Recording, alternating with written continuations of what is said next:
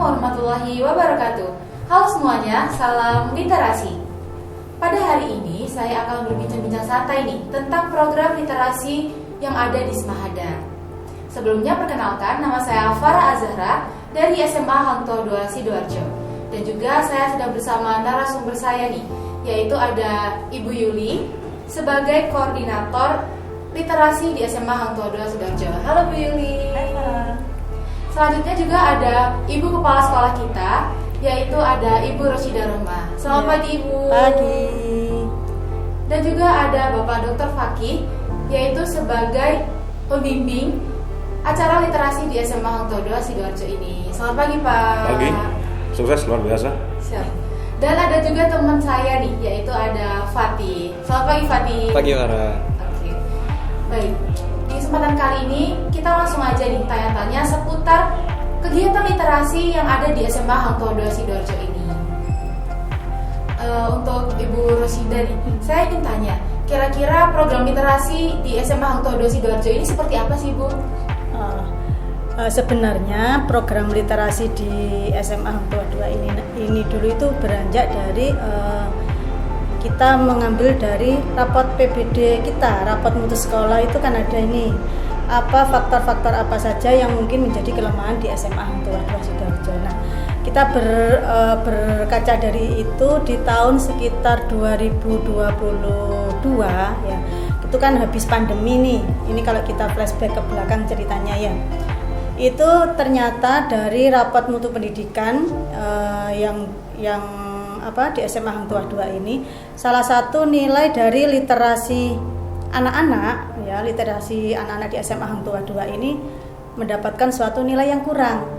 Dari situ makanya kita berembuk, kemudian kita mengajak tim literasi sekolah ini yang salah satunya dikoordinatori oleh Bu Yuli ini, bagaimana ini untuk meningkatkan minat baca dari anak-anak. Setiap hari Senin itu ada upacara. Ini kita jadikan satu menjadi program pembiasaan karakter sebenarnya sih, itu kita include-kan. Jadi hari Selasa itu ada literasi, kemudian sama hari Kamis. Jadi di SMA Hang Tuah II ini ada pembiasaan karakter di 7 hari sebelum pembelajaran. Itu di jam ke-0 itu anak-anak ada pembiasaan apel, kemudian ada literasi, kemudian ada public speaking yang anak-anak apel, anak-anak menjadi pembina itu ya. Siap. Itu rangkaiannya dari situ. Nah, sekitar 1 tahun 2 tahun setiap literasi ini anak-anak diberi kesempatan untuk menulis, kemudian juga untuk membaca, menuliskan apa yang mereka baca selama kurang lebih 30 menit. Nah, hasilnya nanti bagaimana? Hasilnya nanti akan dikumpulkan oleh wali kelas, kemudian akan dikumpulkan juga oleh koordinator sekolah Bu Yuli. Cuma 2 tahun berjalan ini kita harus punya apa ini anak-anak ini, tulisan anak-anak ini harus diapakan ini. Nah, maka dari itu alhamdulillah kemarin kita bertemu dengan Dr. Fakih ya. Terima kasih Pak Fakih mungkin yang bersedia kemudian menjadi pembina untuk anak-anak literasi di SMA Hang Tuah II ini. Kita harus apa ini anak-anak ini, kan banyak ini anak-anak hasil dari literasinya mau diapakan. Akhirnya sudah kita bikin suatu program yang nyata yang nanti akan menjadi ikon, menjadi branding dari sekolah kita bahwa kita ini sudah sekarang lebih baik. Kita sudah melek literasi di SMA Hang Tuah II ini. Nah, salah satu kemarin programnya apa Bu Yuli? 90 hari menulis seperti itu. Ini kan kegiatan 90 hari menulis itu tidak hanya ditujukan untuk siswa, tetapi juga para guru. Jadi yang menulis itu bukan hanya siswa, tapi seluruh Bapak Ibu guru juga kita libatkan untuk menulis dalam kegiatan 90 hari menulis.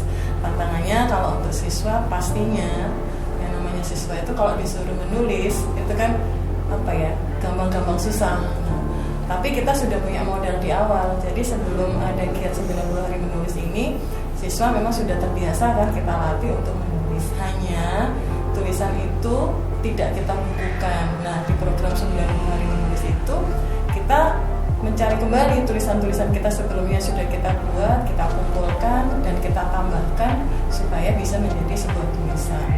Memang butuh butuh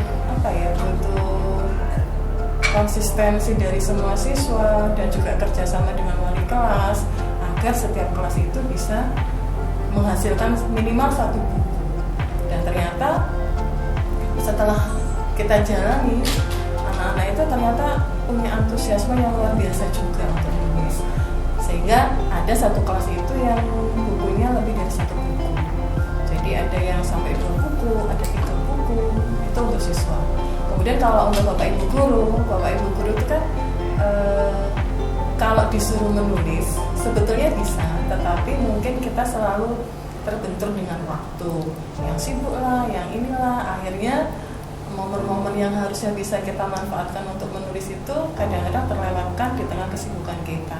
Tapi sebetulnya kalau memang kita sempatkan dan kita mau disiplin untuk mau menulis, ternyata hasilnya bisa. Dalam 90 hari menulis ini, Bapak Ibu guru juga bisa nulis seperti itu.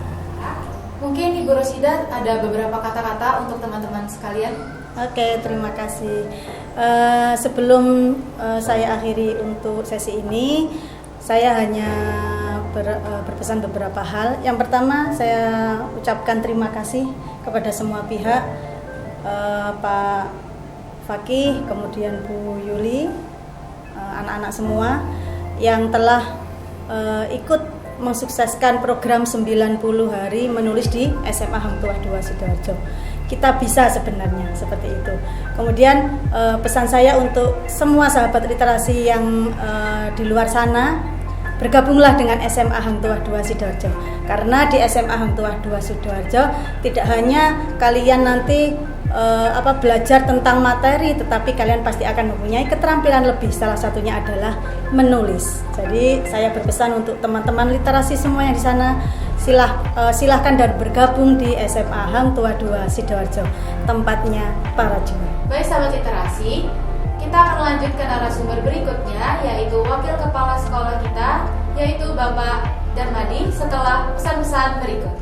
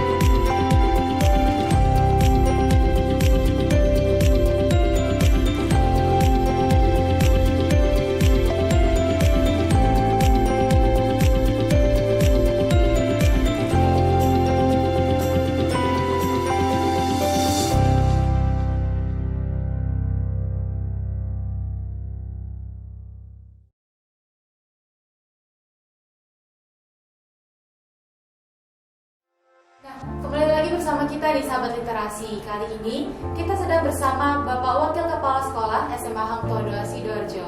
Halo Pak Darmadi. Halo. Gimana Pak kabarnya? Sehat gak? Alhamdulillah sehat luar biasa. Oke, baik. Nah, di sini saya mau tanya nih kepada Pak Darmadi, di tengah kesibukan Bapak sebagai Wakil Kepala Sekolah, apakah Bapak masih punya waktu untuk mengikuti giat 90 hari menulis ini? Alhamdulillah untuk program 90 hari menulis kan salah satunya itu juga untuk kompetensi guru ke depannya.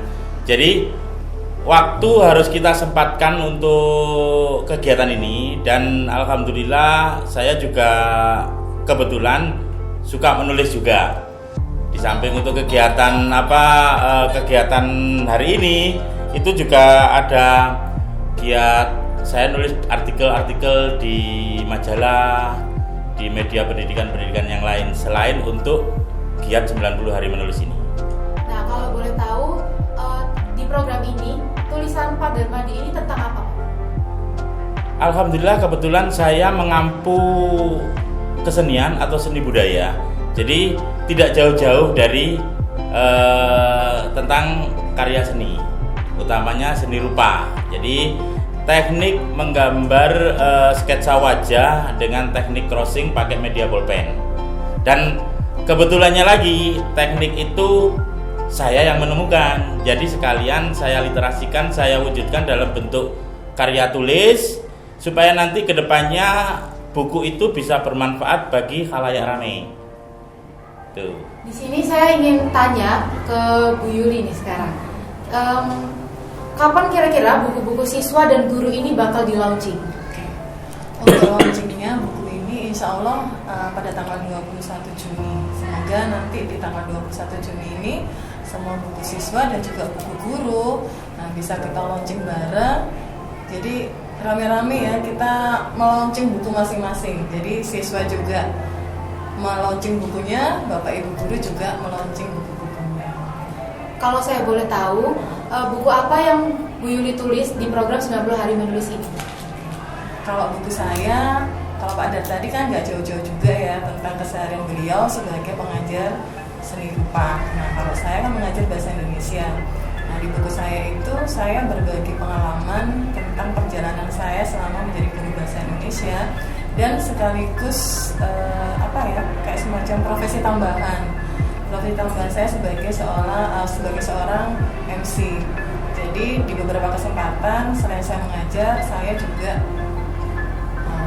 istilahnya kalau ada kesempatan kemudian juga diberikan kepercayaan untuk memandu sebuah acara, maka saya juga punya sampingan sebagai MC itu tadi. Nah, di buku itu saya menceritakan kira-kira pengalaman apa saja, tantangan apa saja yang saya hadapi untuk bisa menjadi seorang MC di tengah kewajiban atau keseharian saya sebagai seorang guru bahasa Indonesia. Ya, ternyata memang ada hubungannya.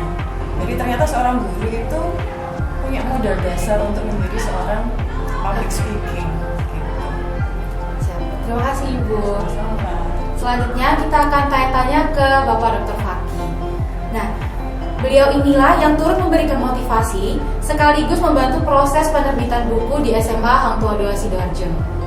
Selamat pagi Bapak. Pagi, Farah. Nah, di sini saya mau tanya nih, bagaimana sih kesan-kesan Bapak selama menjadi pembimbing dan juga motivator dalam giat 90 hari menulis di Semahada kali ini? Ya, alhamdulillah dasar dan luar biasa.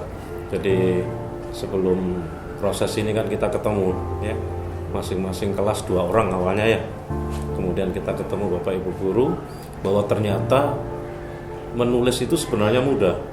Karena sebenarnya kalau ngetik di HP kan kita semua sudah jago. Nah, kenapa kalau kemudian dituangkan di tulisan itu agak berat karena belum menjadi kebiasaan. Jadi satu kata yang menarik menurut saya, menulis itu membuat kita abadi. Kenapa? Karena kalau kemudian buku menulis itu jadi buku dan buku kita apalagi di perpus dibaca banyak orang ketika kita meninggal dunia, buku itu mengalir kalau kemudian ada inspirasi-inspirasi yang luar biasa. Jadi kalau kita ingin keabadian maka menulislah. Sekalipun kita sudah meninggal dunia, tinggalkan jejak-jejak kebaikan. Dan ternyata menggali ide itu kan sebenarnya luar biasa. Ya, ide itu bisa kita dapatkan dari pengalaman selama ini ketika kita mengajar. Nah, itu didapatkan oleh Bapak Ibu guru. Beliau menulis tentang best practice-nya masing-masing. Ya, Bu Yuli pengalaman tentang selain guru bahasa Indonesia, beliau seringkali diundang bahkan MC yang mewakili SMA Hang Tuah bahkan di beberapa acara. Nah, ternyata ketika itu dituangkan jadi sebuah hal yang luar biasa. Kalau mau dibagikan ada tip-tipsnya. Jadi ya kira-kira berapa halamannya? 60 lebih ya. Nah, kemudian Pak Darmadi, saya awalnya ketika bicara menjadi narasumber ulang tahun Hang Tuah ya, setelah selesai, loh kok gambar saya sudah jadi. Nah, ternyata kemudian saya bilang, ini goresan yang luar biasa. Ternyata beliau telah menghakikan itu temuan beliau. Nah sekarang kita dorong beliau untuk membuat buku, sehingga nanti kalau sudah jadi buku, nanti jadi expert itu. Ketika kita punya keahlian, tetapi kalau tidak ditulis, orang tidak menganggap kita menjadi ahli. Tapi kalau sudah jadi expert, dicari banyak orang tidak bisa bantah, loh ini buktinya bukunya. Maka dengan menulis itu adalah sebenarnya membangun personal branding kita juga. Nah itu. Kemudian ide juga bisa didapatkan dari membaca. Ketika semakin banyak bacaan, maka pilihan katanya semakin banyak apa enggak? Iya, ide bisa didapatkan juga dari pengalaman tadi. Ide juga bisa didapatkan, kalian mimpi saja itu bisa jadi cerpen. Mimpimu itu bisa jadi cerpen. Kemudian kisah-kisah orang tua kamu, kisah-kisah kamu selama ini itu juga bisa dituliskan menjadi buku. Karena ada 3 genre kan, bisa fiksi, fiksi itu bisa cerpen, novel, puisi, bisa juga non-fiksi. Non-fiksi itu bisa artikel, bisa sesuatu pengetahuan tadi, dan ada faksi. Faksi itu sebenarnya kisah nyata, tetapi ditulis dengan gaya novel, maka disebut dengan faksi. Nah, ketika saya menjelaskan semacam itu, ternyata teman-teman, adik-adik ini, bapak ibu guru akhirnya kemudian terbuka. Ternyata banyak sih sebenarnya ide itu. Misalnya ibu kepala sekolah Bu Rosidah itu ternyata beliau mengumpulkan itu catatan beliau, bisa jadi buku juga.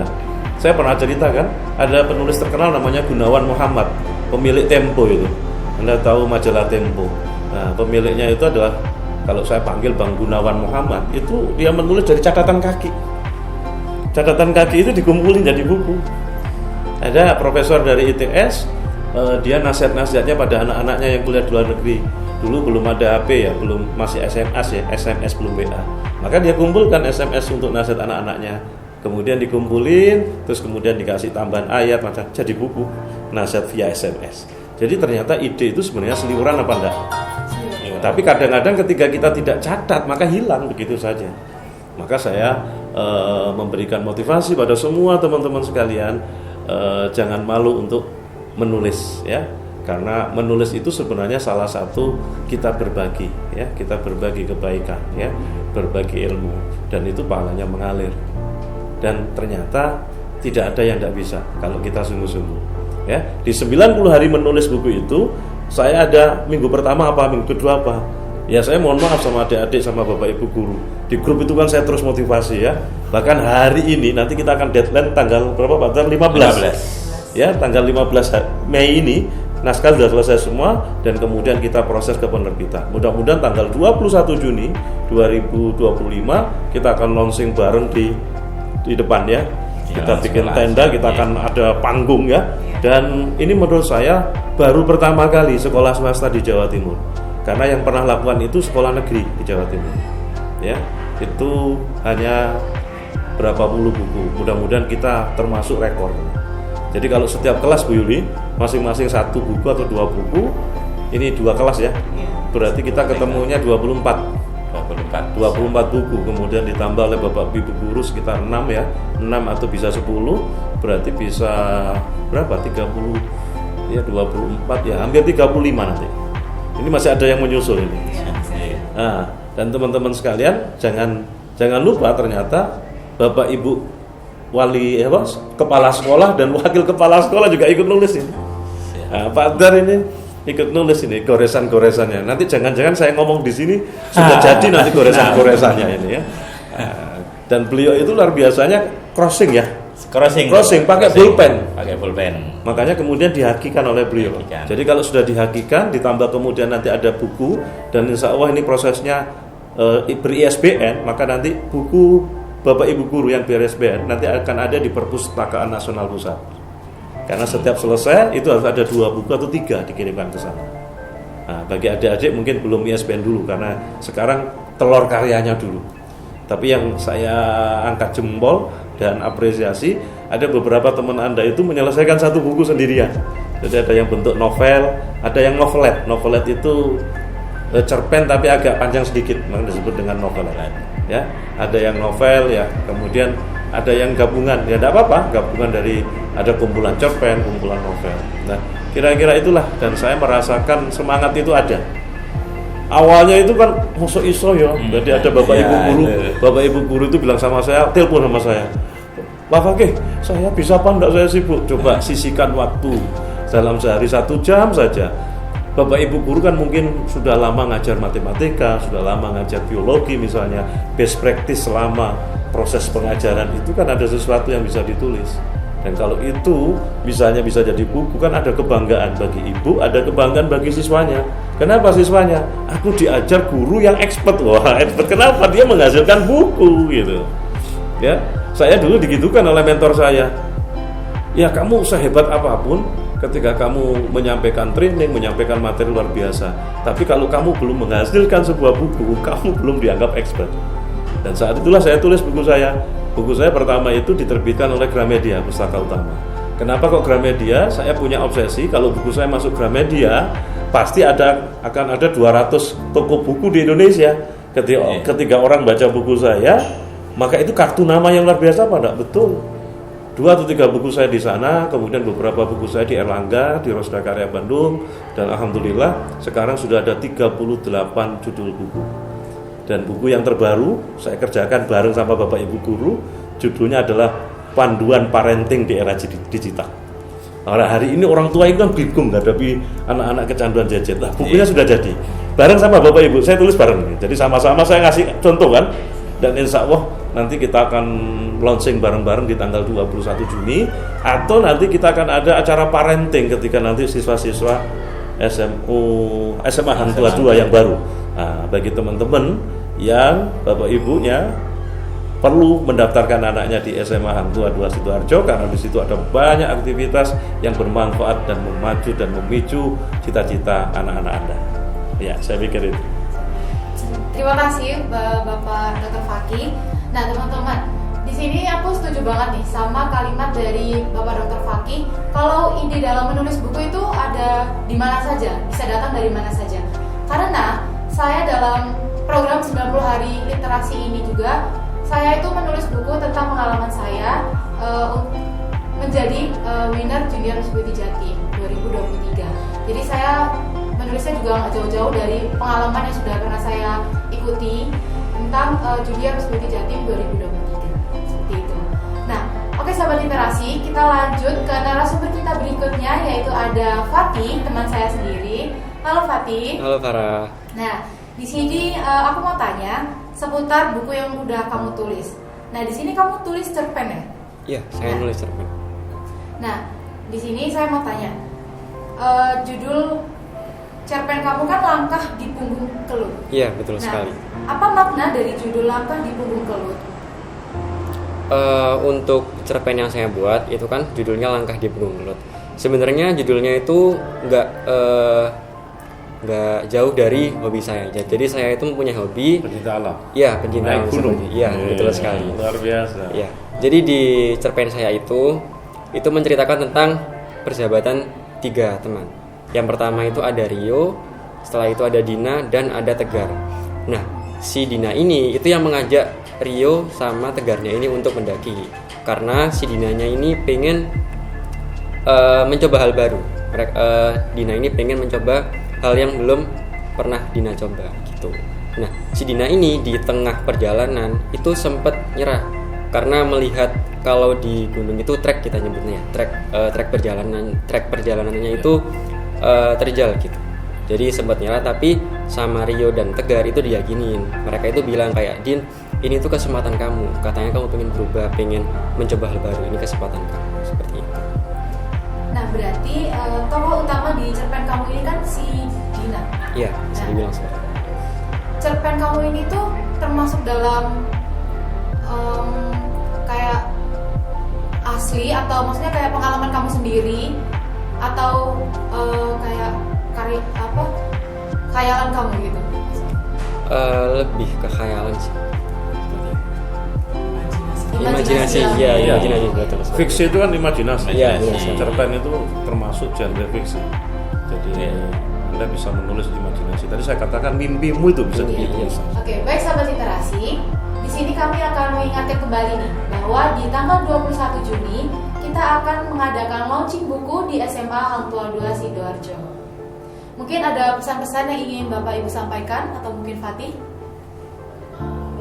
Pesan-pesannya, semoga giat 90 hari menulis ini jadi pilot project. Karena apa? Nanti kedepannya program ini bisa berkelanjutan. Jadi kita bisa membuat program ini nanti jadi program tahunan sekolah, supaya giat literasi di SMA Hang Tuah II itu makin terlihat semarak untuk ada giat menulis. Jadi katakanlah untuk memacu baik Bapak Ibu guru ataupun peserta didik itu untuk giat menulis.